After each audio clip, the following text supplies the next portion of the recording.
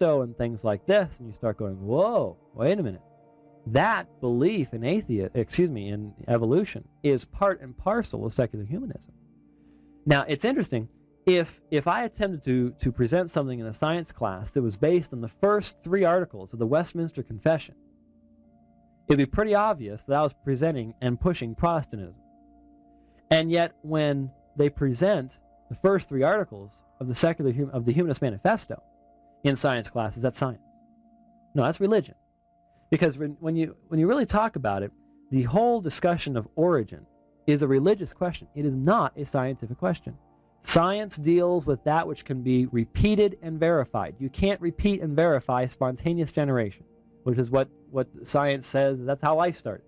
Life started by the chance association of certain molecules that formed into amino acids and formed into proteins and enzymes and DNA and mRNA and tRNA and ribosomal mRNA and all the rest of this stuff. It all managed to somehow come together and work. Well, I'll tell you something. I think it takes much more faith for a person to say that life came from non-life than it does for me to say that life came from life, that life was created by a creator. It is not science to believe in spontaneous generation. You can't make it happen again. Oh, you can take laboratory conditions and mix chemicals together and fire lightning bolts at it and all the rest of the stuff and get chance amino acids to form, but you ain't going to get DNA. You're not going to get that stuff to come together and replicate itself and create a living cell and mitochondria and everything else. That ain't going to happen. No way. So it is not science to state that I believe in spontaneous generation. That just doesn't work. And yet the Supreme Court said, well, yes, it does. That's acceptable. That scares me. 278-5555, 278-5555 on July 4th, talking about the creationism debate and humanism as a religion. And we'd like to hear what you have to say about it. I think this really does involve everyone, especially if you're a Christian American. What has the Supreme Court said about religion in the United States? Are we being prejudiced against? I believe we are. In favor of another religion, the religion of humanism. I think we're being prejudiced against because we are just simply open and saying we believe there's a God. Humanists are not open. They believe there's a God too. It's called man themselves. They are the ultimate and highest authority. That is a religion. That is a religious statement. No matter what, someone has some type of worldview, some type of religious belief. Whether they reject God or accept God is irrelevant. They have a worldview, and we as Christians are being prejudiced against, being discriminated against in our public schools. I recall when the decision was handed down by the Supreme Court, immediately the news media went nutso. They just really started covering the story and interviewing everybody and anybody that they could.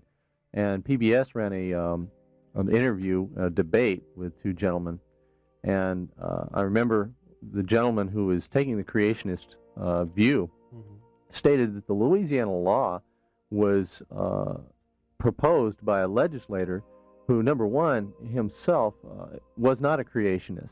But what had happened was that his child was in class, and the inference that I got from it, we're talking about a young child, was in class, and that the child was asked by the teacher what was their view, what did they think about evolution. And the child said that they didn't believe evolution, that they believed in creation, and that we were created. And the child was ridiculed by not only the teacher, but the other classmates as well. And the legislator felt that this was wrong. Not that necessarily he didn't share that view with his child, but the fact that his child should not have been ridiculed, cut down for professing a belief in this. There should have been an equal opportunity there, and the child should have been allowed to voice his opinion. Certainly. I agree 1,000%, and I, all the way through school, was the lone creationist, is sort of how I termed myself, and that was very unfortunate, but I think it was very good for me because I was able to think through where I was coming from because I had to. I mean, if I didn't think it through, I was going to get ridiculed even more. My name is James White, your host today, along with me, Rich Pierce, discussing the subject of creationism as well as secular humanism, and we'd like to hear from you at 278-5555. Let me mention, coming up on the Dividing Line, starting next week, a 5-week series on the subject of atheism. Next week, Mr. Jim Lippard will be in studio, giving you some perspectives on where he's coming from as an atheist. I think a lot of Christians just simply don't know what atheists believe. Of course, they don't even like that word at times, but what kind of worldview they have, what they believe about us, what they believe about ethics and morality and the supernatural and the Bible and Jesus and things like that. And Mr. Lippard would probably be a good person to give us some viewpoints on that. And then the week after that, Mr. Dennis McKinsey of Biblical Errancy will be with me. And that one should prove to be interesting. Mr. McKinsey and I have debated in his newsletter, and there are a lot of unanswered questions in our debate. In fact, the last letter I wrote to him, he cut out the last part of my letter when he published it without any indication. And we're going to find out why.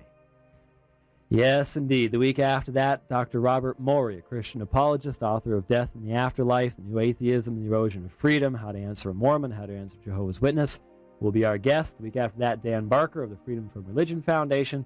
And then August 8th, we'll close up with my professor from Fuller Theological Seminary, Christian Apologetics, Dr. Lynn Bullock from California. And that's what's coming up in the next couple weeks. We're sort of using this program as a transition between discussion of Jehovah's Witnesses, who, by the way, are creationists. I'm not sure if that makes any difference. But and the subject of atheism coming up in the next couple weeks. We'd like to hear from you on the subject of 278-5555. We were just, during the break, Rich had been asking the question concerning, what does a Christian do when the subject comes up? What are some of the best approaches to take? Well, I think that probably the most unusual approach a person could take is simply to be logical and rational on the subject and say, okay, wait a minute, let's discuss this. Let's lay out what we're saying. Let's point out that facts are facts, that they are evidence, that we need to deal with the evidence, we need to fit the evidence into our theory, and that if our theory doesn't fit the evidence, then our theory has probably got a problem with it. And so instead of saying that evolution is science, creationism is religion, let's back off from this and say, okay, here are the two models. Let's look at the facts. Let's look at the evidence and see how it fits. One interesting thing to me has always been that I've enjoyed sitting back and watching evolutionists go at each other. Because you see, if you put 100 evolutionists in a room from a number of different disciplines, you'll have 100 different theories of evolution. The geneticists are into micromutational evolution, subtle changes in the structure of deoxyribonucleic acid, DNA. And they're into how natural selection works on micromutations and the Hardy-Weinberg law and all the rest of this stuff. And this is how evolution supposedly takes place. Then you get a paleontologist with him. The paleontologist is dealing with fossils. He's dealing with the record of past life.